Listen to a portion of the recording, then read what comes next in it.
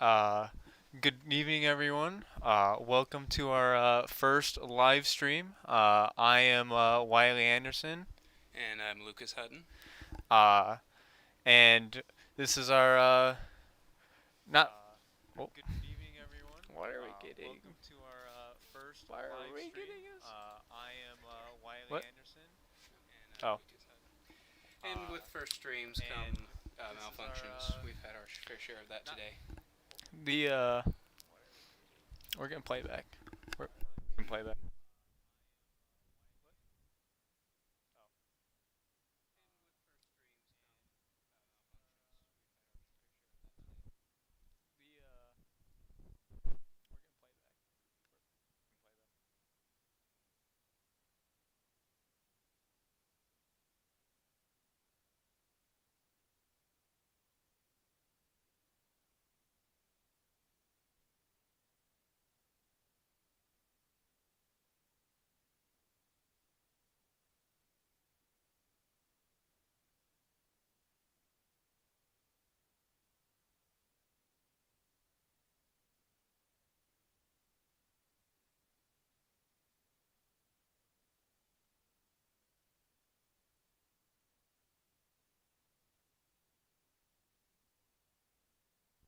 All right, so I think that should have fixed it. Okay.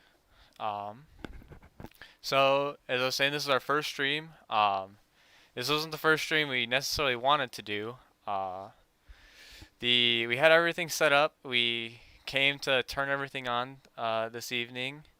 Oh, we just lost everyone. Oh no, we didn't. We turned everything on and everything did not work. Uh, the computer did not turn on, and we were able to kind of use our camera that we usually use for solar observing. We're using it now for planetary. So that's why images tonight will not be usually as nice as they usually are. So, And currently, we're obviously looking at Saturn. It's highly distorted right now just because of thermal noise and a little bit of wind catching the telescope and the dome. Um, and it's really difficult right now to get a proper focus as well. But yeah, that's our current view. And next, I think we might look at Mars. We're not sure yet. right now we were planning on doing Jupiter. However, Jupiter is set and it just is now hidden behind trees. So, we're not going to get a clear view. Uh, which we had Jupiter earlier, however, with a few moons, but it obviously is behind the trees now. So I think we'll go to Mars next. If you want.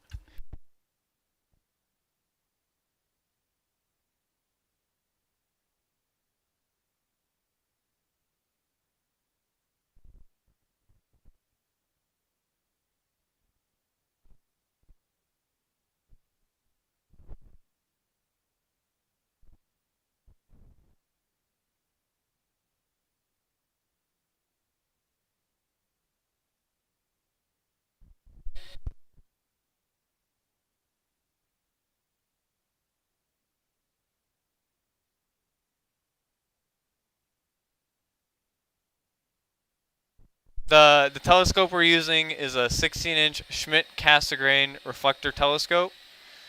So essentially, what that means is the telescope bounces off a primary mirror, then comes back to a secondary mirror before going in to what we have for the camera.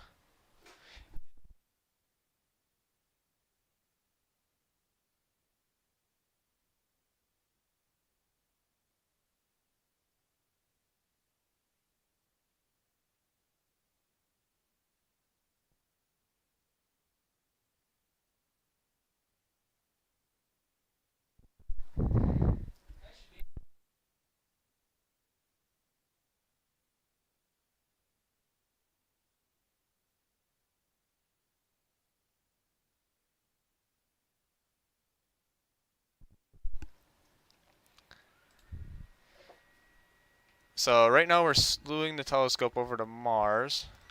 Uh, so you all don't get sick from the camera slewing over. We are currently looking at a view from Stellarium.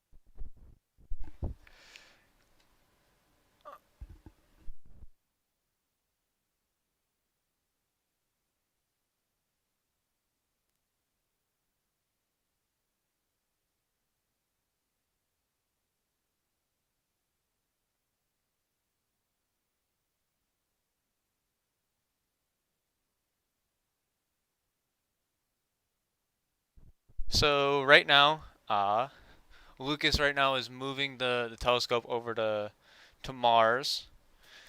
So we're showing you kind of how we've been using the ZWO to kind of get the kind of get our view of the planet. Also, a big thing was last month, Mars was in opposition from Earth, which means that it was opposite from the Earth was between the Sun and Mars, and also was at its closest approach. So it was at the closest distance between Mars and the Earth.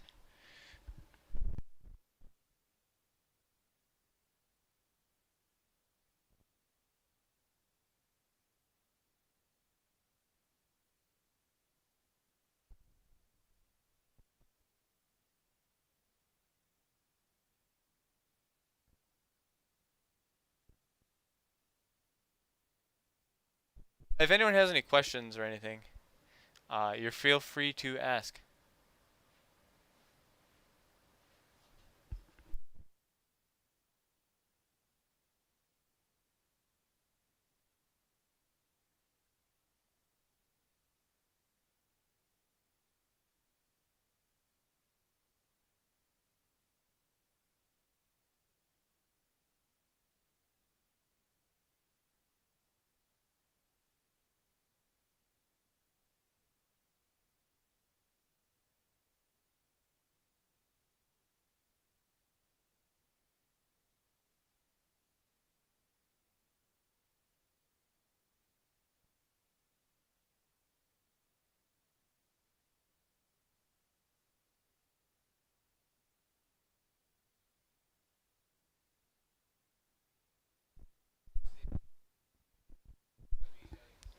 Um, so I would say my favorite is actually probably the Horsehead Nebula, which is in Orion, and then Lucas's is Saturn because of all the details and all that you can see on the planet with the telescope.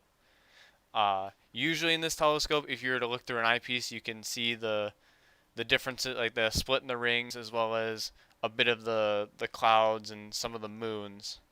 Obviously, with the camera we're using, it's kind of hard to see kind of the detail since we are this is a camera that is used for looking at the sun.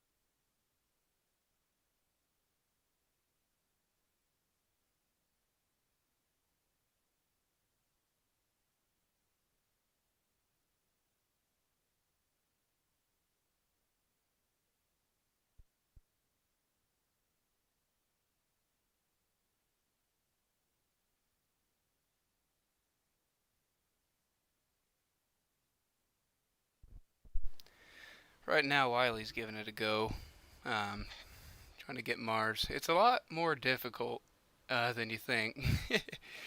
Because right now, what we have to do is look at the computer screen from up in the dome and try to center the scope onto Mars, which is what we're looking for right now. So that's why it's taking so long at the moment.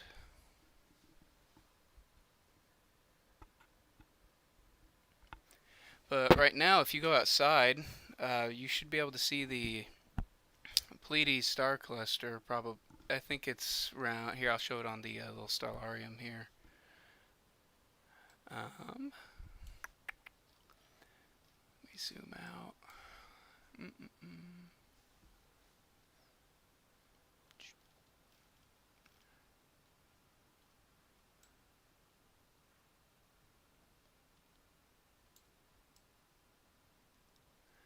Let's see.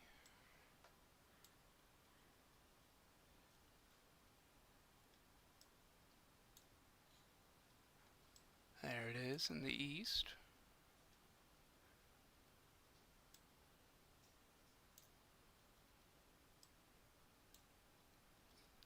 Once we get our better camera hooked up, we're gonna try to get some pictures of like Pleiades and other star clusters.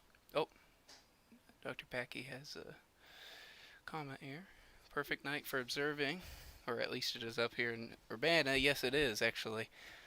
The wind was horrible earlier, but we're lucky that it died down. 'Cause otherwise, we wouldn't even be able to look at any of the planets either. The dome can only block out so much wind.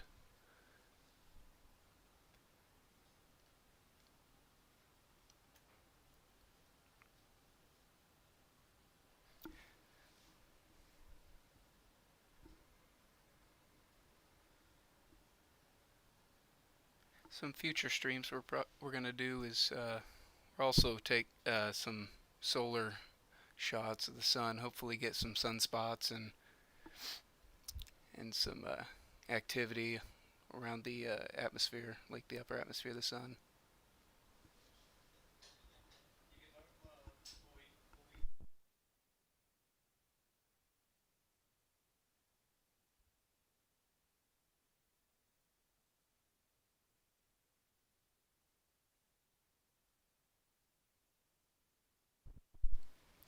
Yeah, Mars is really bright right now. It's pretty high up there in the. Oh, let's see here. Um, Let me go find it. Yeah, there we go. I guess I could center it.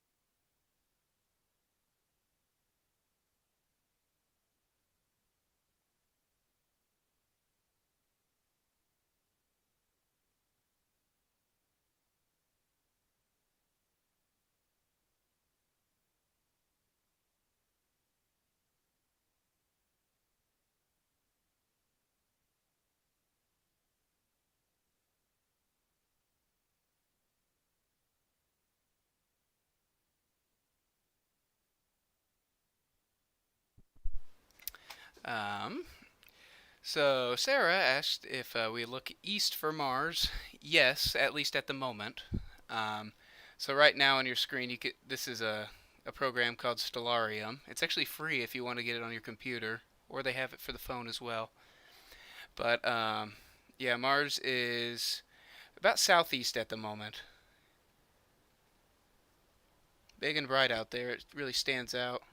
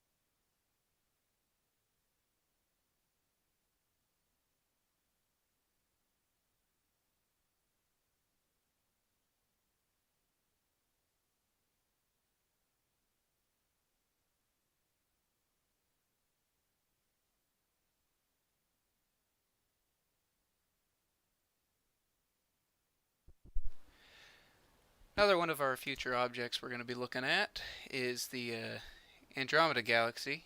Not with this camera though, it'll be in a different stream. But it obviously won't look like this either. But, oh yay, we're getting Mars into view. Uh,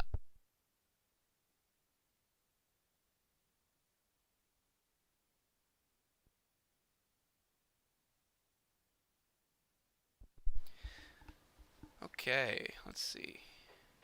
Alright, there's our big bright dot of Mars.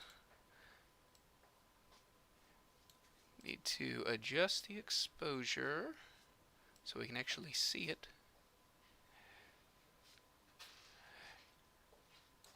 Now it's slightly out of view.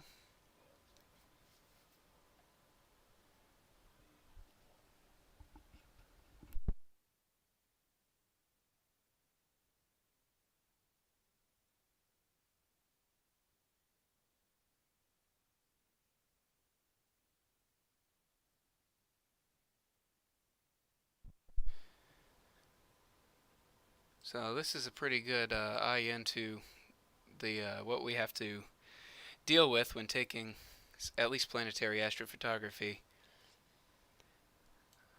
because clearly you can't see any surface detail, at least not in the live view. So what we have to do, say we want to get a picture of Mars, is take several videos throughout uh, several minutes or so, and then we have to stack all those different frames to even get some surface detail. And if we're lucky, we could actually see the ice, at least one of the ice caps on Mars as well, and some surface discoloration.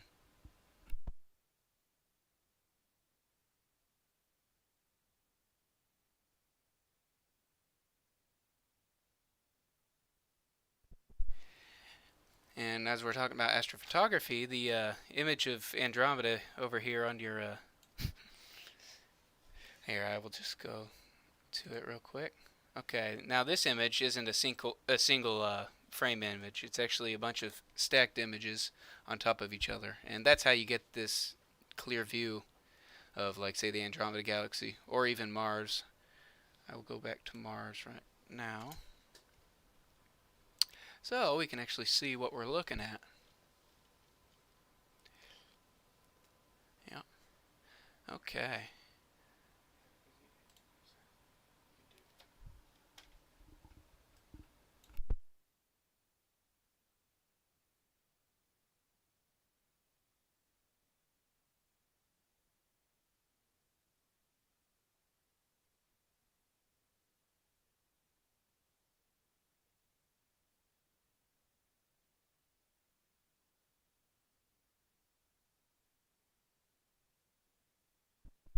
Okay, I don't know if you can see that, but there in the center of the little blurry dot that we call Mars, you can kind of see a darker region.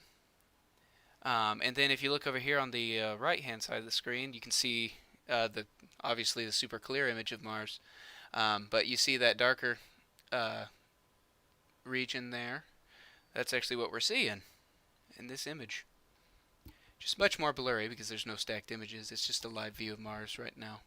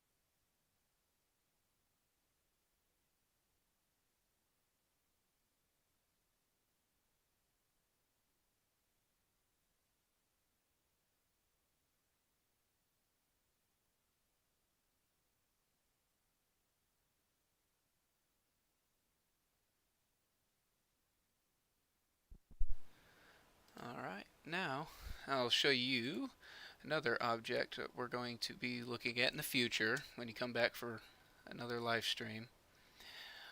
It's called M2 or Messier 2. It's actually a globular cluster, which is a cluster with hundreds of thousands to millions of stars. Now, M2 in particular is 55,000 light years away from Earth, um, and it has 150,000 stars in it. Let me zoom on that real quick. And here's a stacked photo of M2. Um, and actually, what was that? Wednesday or Friday? Wednesday, we actually got a pretty good image of M2 in the other camera before the whole computer broke.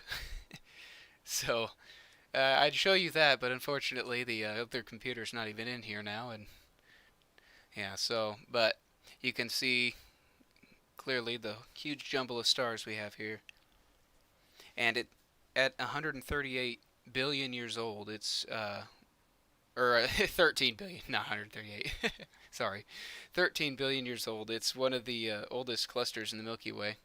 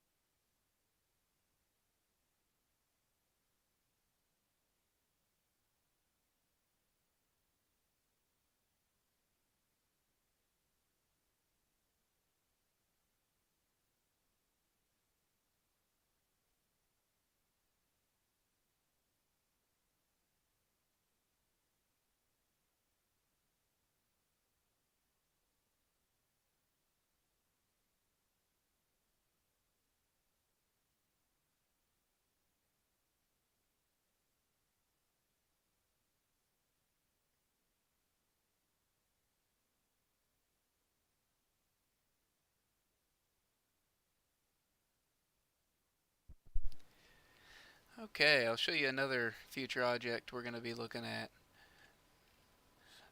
It's actually related to Saturn, believe it or not.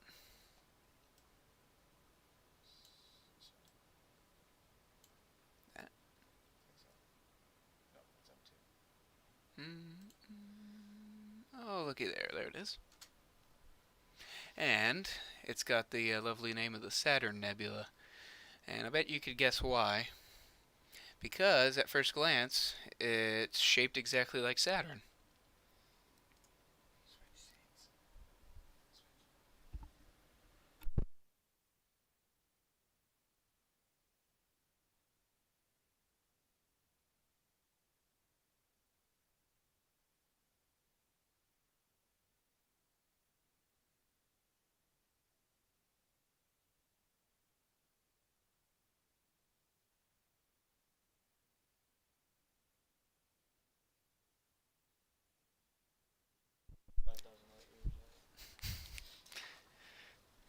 So the Saturn Nebula is 5,000 light years away. Um, and this was created by a low mass star that turned into a red giant. And the red giant shed its layers and kind of just blew out from these stellar winds and UV radiation.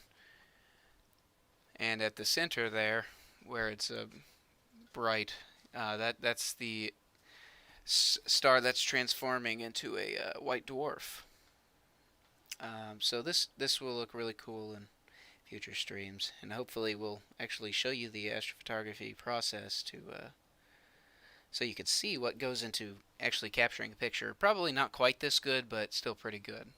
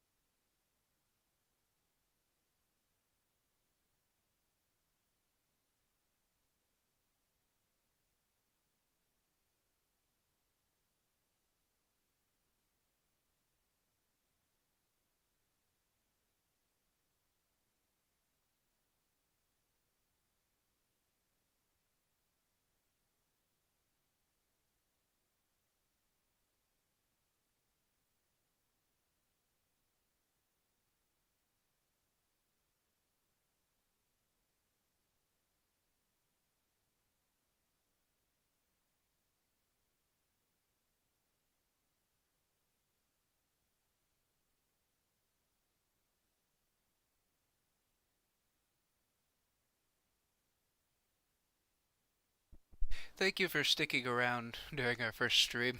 This has been an experience for sure. Hopefully, we'll get it polished up for the next ones. So we're not exactly sure at the frequency of streams we'll be doing. Maybe once every week or 2 weeks or month. Yeah, depending on if we get it polished out real good. Um, yeah.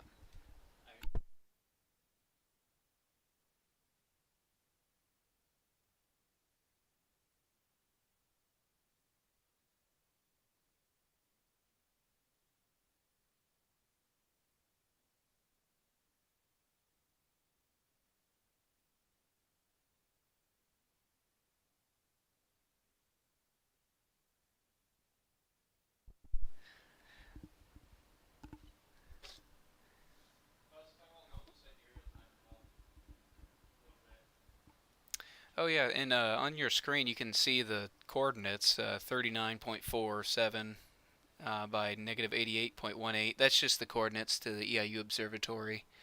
It's not the coordinates of anything on the screen. But yeah, so you guys can just look it up on Google Maps and know where the observatory's at if you don't know already.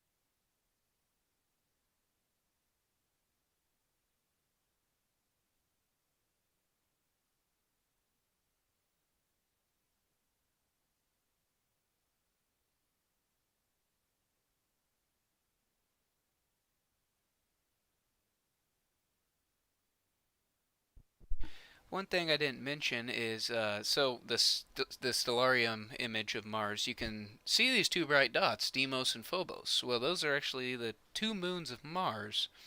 And the reason we can't see it in our observations is because they're very tiny and very faint. And also, our exposure time for Mars right now is adjusted so it's much dimmer, so we can at least see a little bit of change of surface brightness. So that's why we can't see those two moons.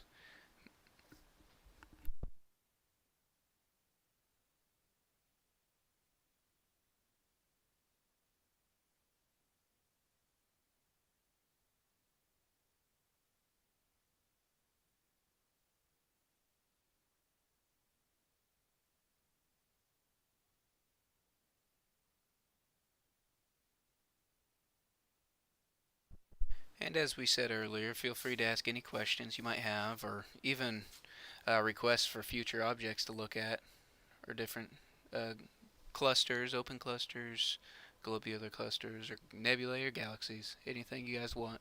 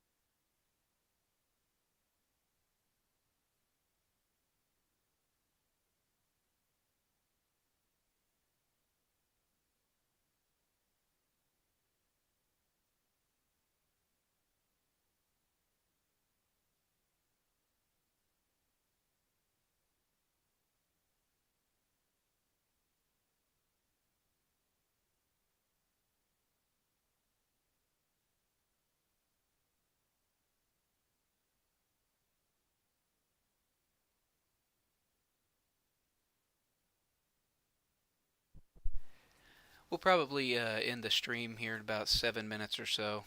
Um, so keep posted on our channel. I'm going to upload like a basically a tour of the observatory. There's some older ones, but some things have changed, especially since we have a solar side now. So yep, I'll be posting that probably within next few weeks or so.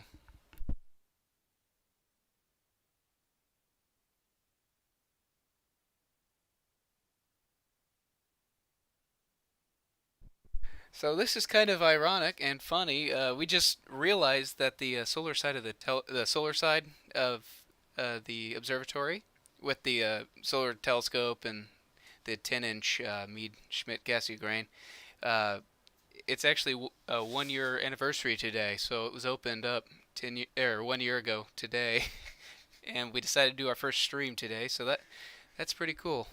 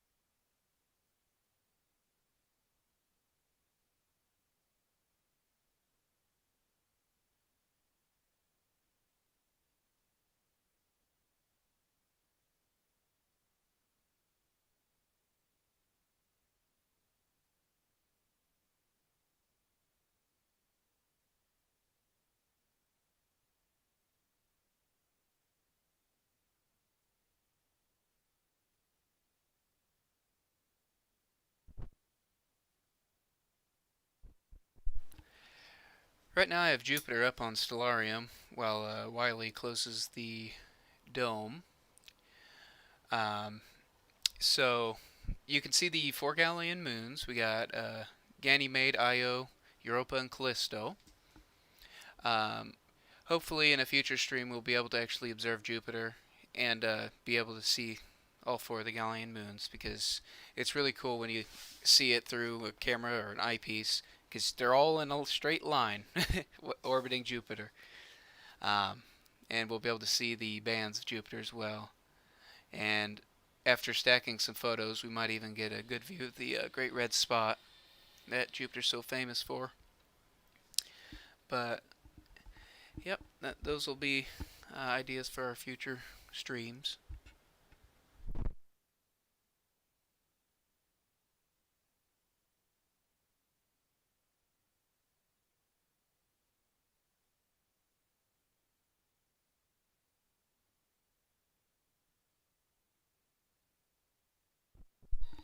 Now, Europa, one of the Galilean moons, is especially of interest of mine because it's actually what I wanted to study in graduate school. So it's basically a big ball of ice, and it is pretty much known that there's most likely an ocean beneath the surface. And rather than Mars or another planet, this little moon may be the next best thing to find actual alien life within our own solar systems, even if it's microbial. Um, so they're actually doing a future mission called the Europa Clipper mission that is going to be sent to Europa, and it will arrive around 2030 and be able to study its astrobiological potential. So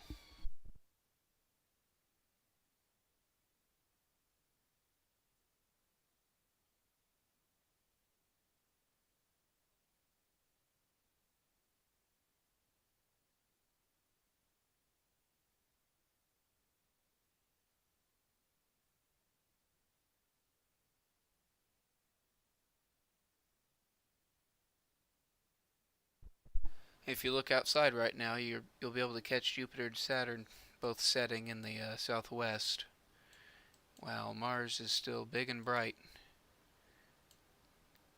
almost almost straight up, but mostly in the south southeast area.